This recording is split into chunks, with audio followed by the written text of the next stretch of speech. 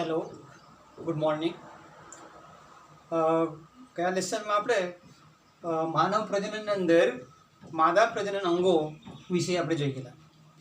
એની અંદર એના અંગો એટલે અંડપિંડ, પછી અંડવાહિની, બીજો ગર્ભાશય, યોનિમાર્ગ અને ત્રીજું બાહ્ય જનનેન્દ્રિય. આ બધા મુદ્દા આપણે જોઈ ગયેલા છે. હવે આજનો જો ટૉપિક છે તે સ્તન ગ્રંથિ. આ પણ એક માદા પ્રજનન અંગોનો એક ભાગ છે.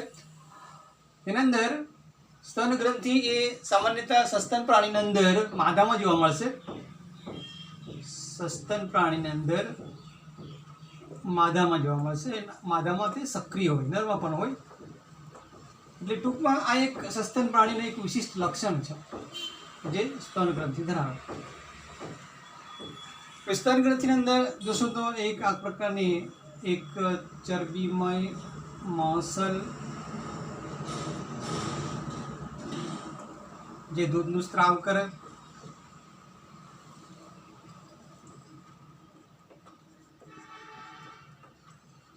કરતું અંગ છે. સંખ્યામાં માનવની અંદર આ બે હોય. હવે એની અંતસ્થ રચનાની આપણે વાત કરીએ તો એમાં જોશો તો અંતસ્થ રચનામાં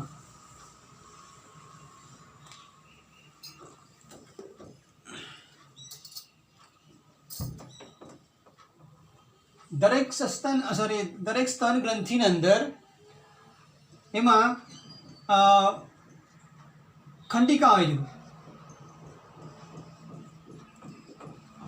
એની અંદર ખંડિકા આવેલી હોય. એ ખંડિકાની સંખ્યા તમે જોશો તો 15 થી 20 જેટલી ખંડિકા આવેલી હોય. એને સ્તન ખંડિકા કહેવાય. શું કહેવાય? સ્તન ખંડિકા. આકૃતિમાં જો ખ્યાલ આવશે, આ આખી રચના સ્તન ગ્રંથિની રચના છે. તો આ જે છે આપણે આ છાતીનો ભાગ, આની અંદર આ પાસળીઓ છે, પછીનો ભાગ આ લાલ કલરનો જે બતાવેલો તે મેદ એટલે ચરબી.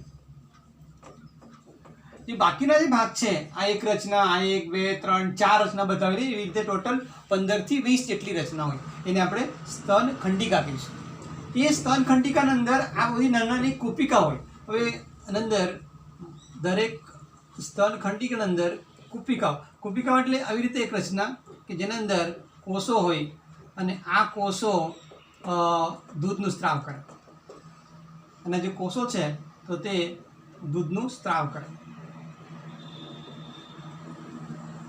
સાથે સાથે સંગ્રહ પણ કરે.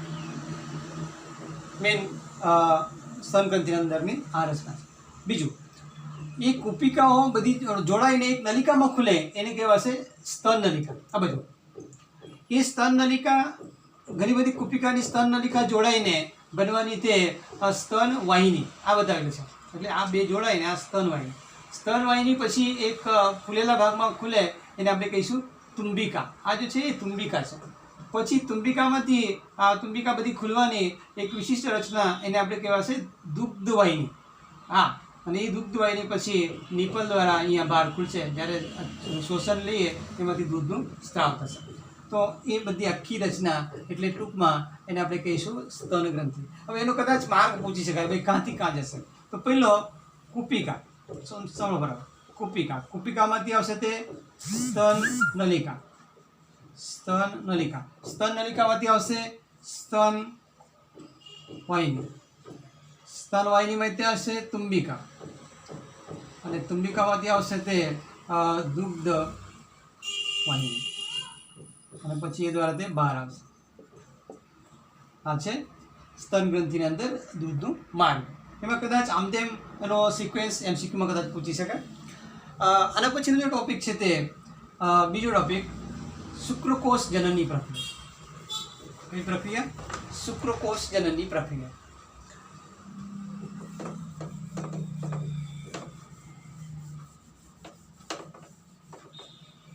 શુક્રકોષ જનન એટલે સમજો. આના પહેલાં આપણે બે ટોપિક મેઇન જોઈ ગયેલા કે નર પ્રજનન તંત્ર અને માદા પ્રજનન તંત્ર. આ બંનેની અંદર જેવી રીતે આપણે વનસ્પતિના અંદર જોઈ ગયા કે ભાઈ પુંકેસર, રસરી કેસર, પછી એના અંદર પરાગજ નિર્માણ, પછી અંડકોષો નિર્માણ, એવી રીતે એના અંદર પણ શુક્રકોષ કેવી રીતે નિર્માણ થાય અને અંડકોષો કેવી રીતે નિર્માણ થાય તે આપણે જોઈશું. તો પહેલાં શુક્રકોષનું નિર્માણ એટલે ટૂંકમાં શુક્રકોષ જનનની પ્રક્રિયા. શુક્રપિંડની અંદર શુક્રકોષોનું નિર્માણ એટલે શુક્રકોષ જનનની પ્રક્રિયા. હવે આખી પ્રક્રિયા તમે જોશો તો એના અંદર અંતઃસ્રાવ અગત્યનો ભાગ ભજવે, એન્ડ્રોજન છે, બીજા અલગ અલગ અંતઃસ્રાવ છે તે આપણે પછી જોઈશું. પરંતુ મેન પહેલાં પણ આપણે જોયું કે શુક્રપિંડની અંદર એક વિશિષ્ટ પ્રકારની નલિકા હોય, એને શુક્રોત્પાદક નલિકા કહેવાય. શું કહેવાય?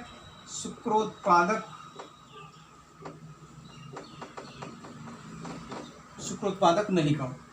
એ નલિકાની દિવાલ ની અંદર બે પ્રકારના કોષ હોય, જોઈ ગયેલા આપણે.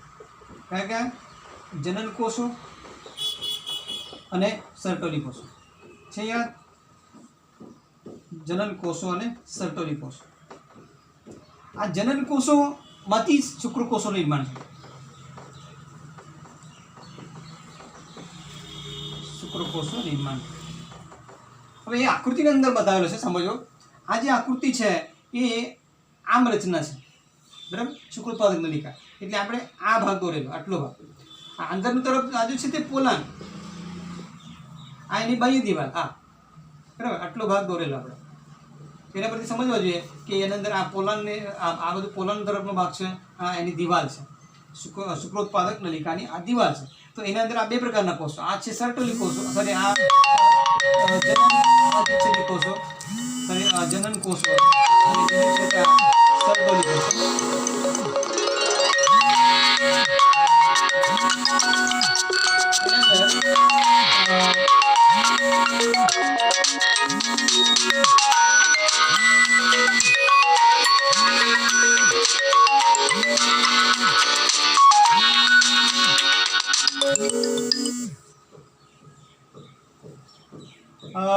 ડિટેલમાં જોઈશું તો એની અંદર આમ તો મેઇન 3 અવસ્થાઓ છે, આપણે ટેક્સ્ટબુકમાં નથી આપેલા તો બી આપણે જોઈ લે.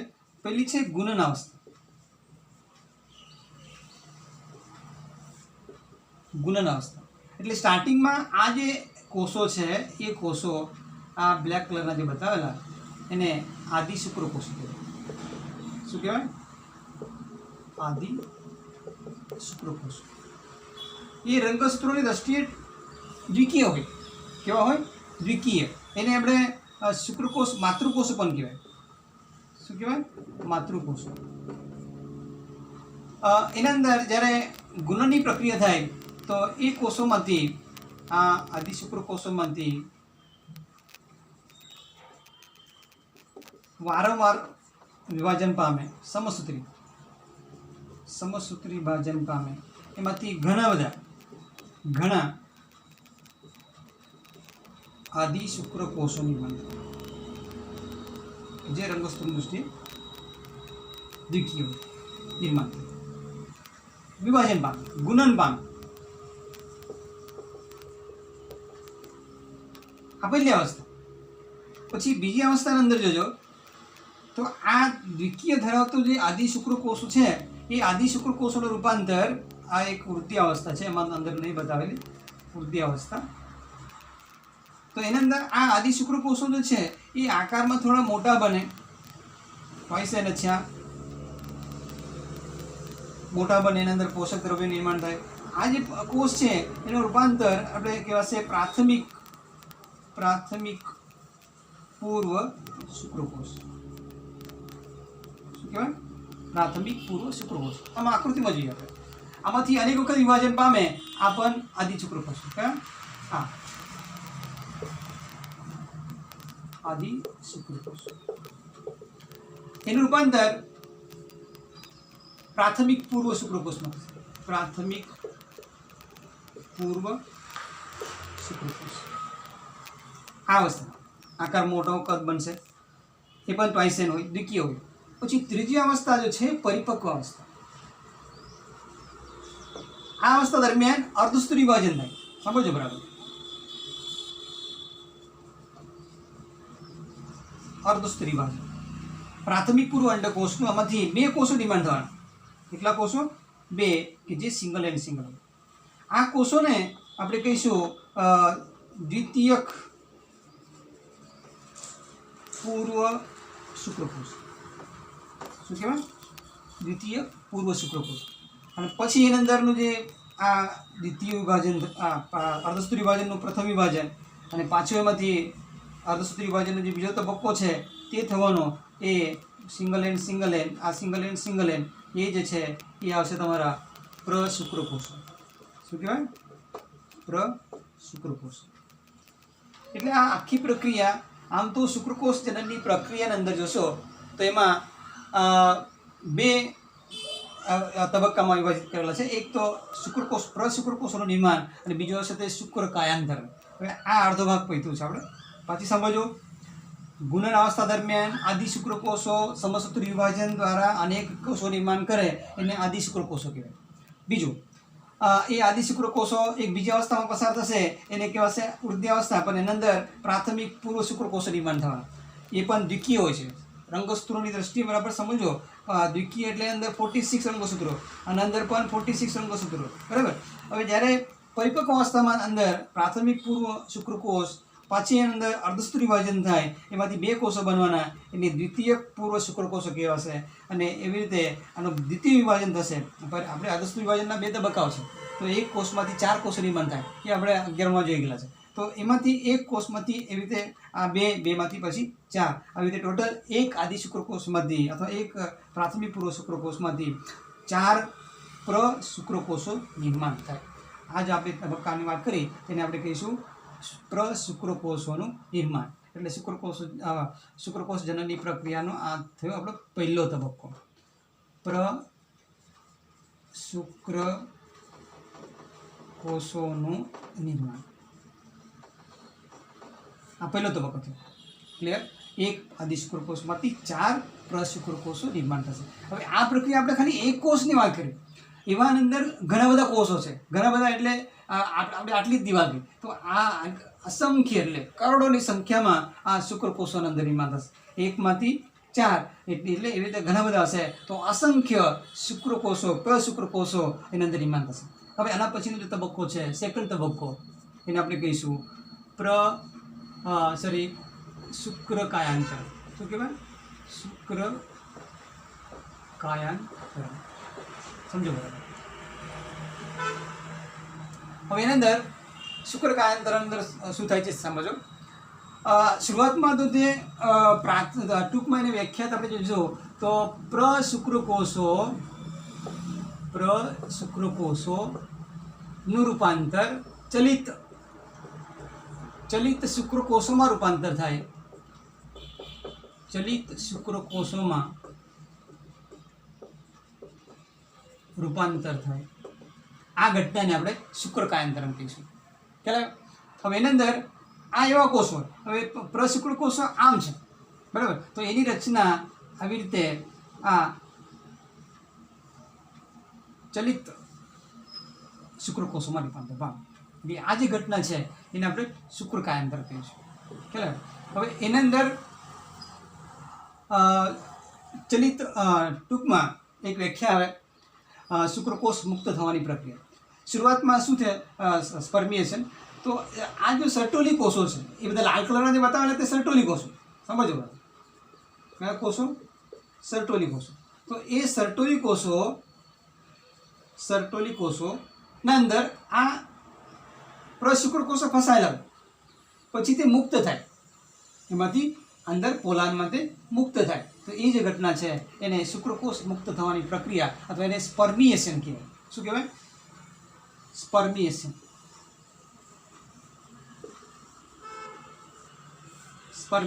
એટલે શુક્રકોષ મુક્ત થવાની પ્રક્રિયા, શુક્રકોષ મુક્ત થવાની ક્રિયા। ખ્યાલ આવ્યો? વ્યાખ્યા એ સર્ટોલી કોષોમાંથી વચ્ચે ફસાયેલા હોય અને તેમાંથી તે પોલાણમાં મુક્ત થાય, સર્ટોલી કોષોમાં વચ્ચે ફસાયેલા હોય તેમાંથી મુક્ત થાય. આ ઘટનાને આપણે સ્પર્મેશન કહેવાય. આવી રીતે આ ટૂંકમાં શુક્રકોષ જનનની પ્રક્રિયા.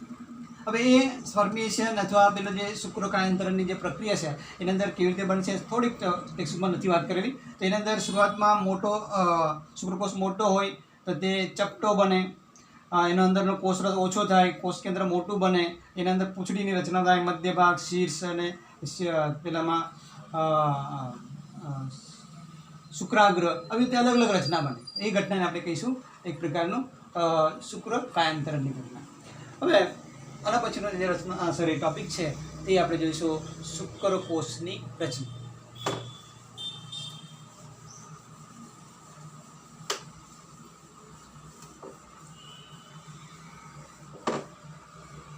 આ પાછો ખ્યાલ આવ્યો, આદિ શુક્રકોષો દ્વિકીય હોય, આ પણ દ્વિકીય હોય, પછી આ એકકીય, આ પણ એકકીય.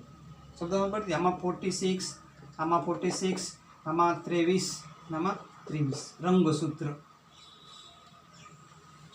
આના પર સવાલ વારંવાર પૂછાય કે ભાઈ પ્રાથમિક પૂર્વ શુક્રકોષમાં રંગસૂત્રોની દ્રષ્ટિએ પ્લોઇડીની દ્રષ્ટિએ કેવું હોય. પ્લોઇડી એટલે રંગસૂત્ર. ભલે હવે શુક્રકોષની રચના પહેલાં આપણે આખું દોરીએ.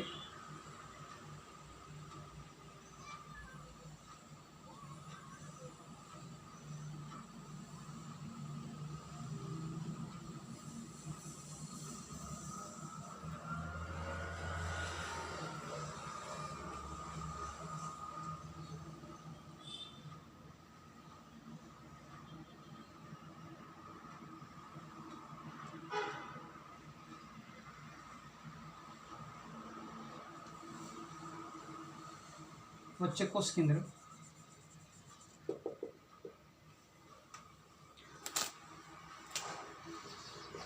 અહીંનું કોષરસ, પછી અહીંયા કણકસૂત્ર,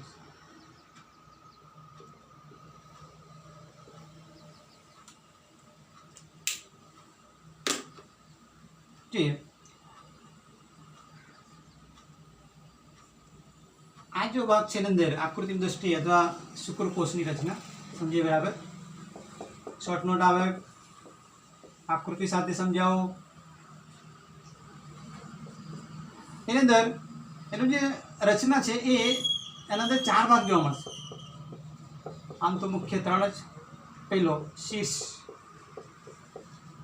આકૃતિમાં જો આટલો ભાગ શીર્ષ, પછી આ ભાગ આવશે મધ્ય ભાગ,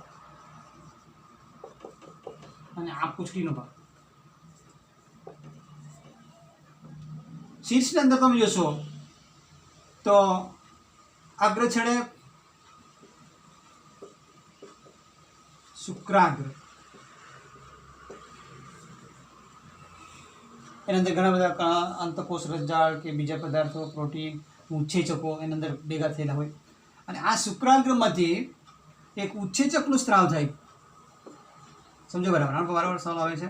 ઉત્સેચક, એ ઉત્સેચકનું નામ છે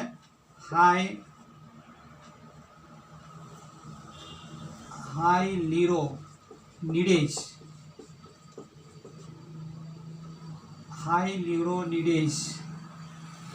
હાયલ્યુરોનિડેઝ પ્રકારનું ઉત્સેચક. એ ઉત્સેચકનું કાર્ય શું છે? જ્યારે ફલનની પ્રક્રિયા થાય, ફલન દરમિયાન અંડકોષ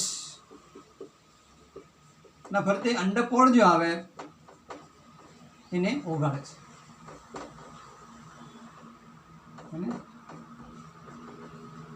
છે. એટલે શુક્રકોષ નું પ્રવેશ શક્ય બને. સમજો હાયલ્યુરોનિડેઝ જ્યારે આ શુક્રકોષો જ્યારે અંડકોષ સાથે કોન્ટેક્ટમાં આવે ત્યારે આમાંથી ઉત્સેચકનો સ્ત્રાવ થાય અને અંડકોષનો જે પળ આવે તેને ઓગાળે અને પછી અંદર અંડપણને તોડે અને પછી શુક્રકોષ અંદર જાય. તો એનું કાર્ય મેન આ જોશો તો કોનું છે? શુક્રાગ્ર. શુક્રાગ્રમાંથી હાયલ્યુરોનિડેઝ ઉત્સેચકનો સ્ત્રાવ થાય અને તેમાંથી તે અંડપંડને ઓગાળે અને શુક્રકોષ અંદર પ્રવેશે. કોનામાં? અંડકોષના અંદર. તો એ ફલનની પ્રક્રિયા માટે ઉપયોગી છે. બીજો ભાગ શીર્ષદેવ. આ પછીનો ભાગ છે તે ગ્રીવા. આ મધ્ય ભાગની અંદર તમે જોશો, મધ્ય ભાગ એમાં કણાભસૂત્રો છે. આ લાલ કલર જે બતાવવાનો તે કણાભસૂત્રો. સમજો, કણાભસૂત્રો એ જો છે એ શક્તિ નિર્માણ કરે. આપણે ખબર શક્તિકર કે જે ચલિત શુક્રકોષોને પ્રચલન માટે શક્તિ જરૂરી, અને એ શક્તિ આ કણાભસૂત્રમાંથી પૂરી પાડે. ચાલે આવી રીતે છેલ્લો ભાગ છે પૂંછડીનો. એ પૂંછડી એ પણ પ્રચલનમાં ભાગ લે, પ્રચલન માટેનું છે. આવી રીતે આ એક શુક્રકોષ જોશો તો 48 કલાક જીવંત. એની સંખ્યા તમે જોશો તો વીર્ય આ 5 ml જેટલું, એની અંદર 200 થી 300 ની સંખ્યા આપણે જોઈ લે. શુક્રકોષોની સંખ્યા જોશો તો એની અંદર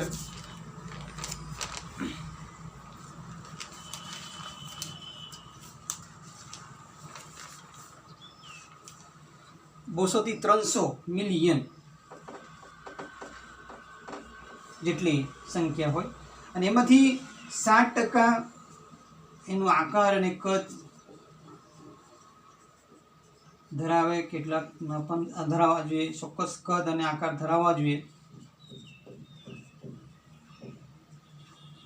પછી 40% શુક્રકોષો પ્રચલિત હોવા જોઈએ.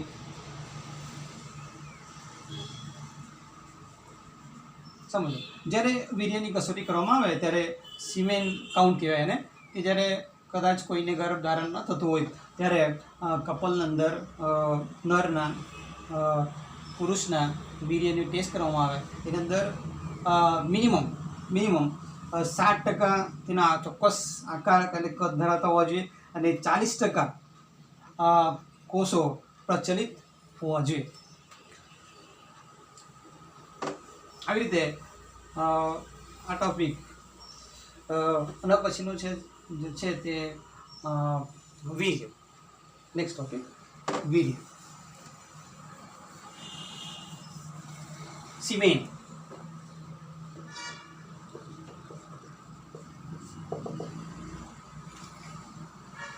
ઇંગ્લિશમાં એને સિમેન કહેવાય.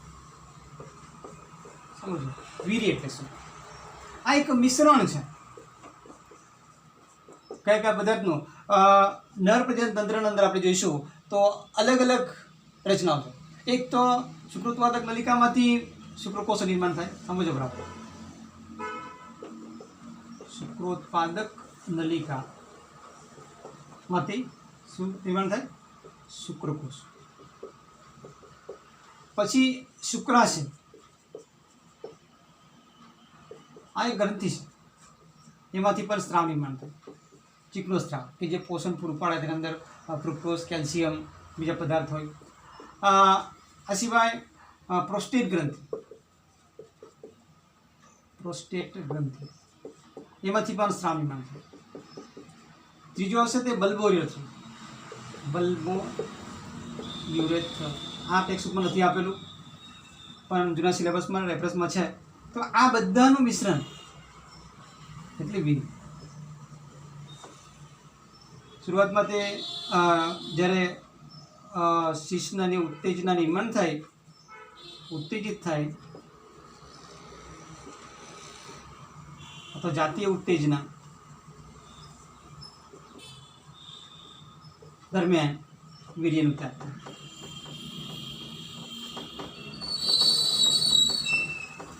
એનું અંદર કેટલા 2 થી 5 ml જેટલું વીર્યનું ત્યાગ થાય. અને આ વીર્યની અંદર કેટલા 200 થી 300 મિલિયન જેટલા શુક્રકોષો.